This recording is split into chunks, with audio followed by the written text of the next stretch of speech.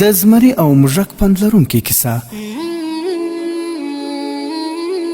یو موږک د ځنګل پاچا زمري ته وویل که د پاچا سلامت اجازه وي یو خبره کوم. زمري وویل ووایه، هر څه دي چې په زړه وي ویې وایه.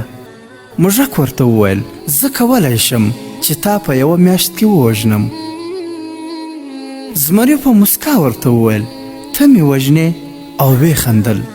موږک ورته وویل هو، فقط یوه میاشت وخت راکړه.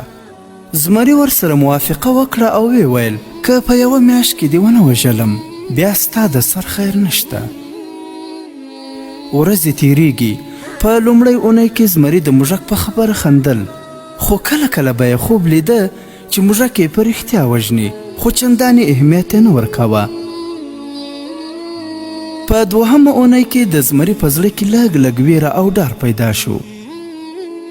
په درېیمه اونۍ کې له ځانه سره ویل هسې نه چې د موږک خبره رښتیا وخیږي.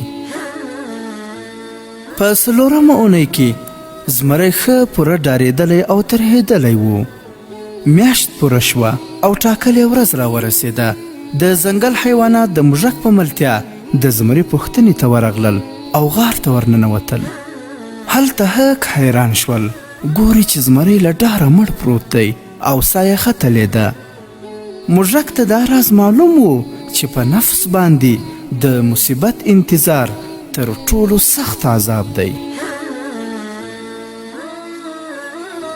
ګرانو ورونو او خویندو، ډېر ځله به موږ یو شي ته انتظار کړی وي خو هغه به نه وي پېښ شوی، او ډېر ځله به راسره د یو مصیبت د نازلېدلو ډار موجود وي، خو کله چې وخت راورسیږي هغسې نه وي لکه موږ چې اټکل کړی وي.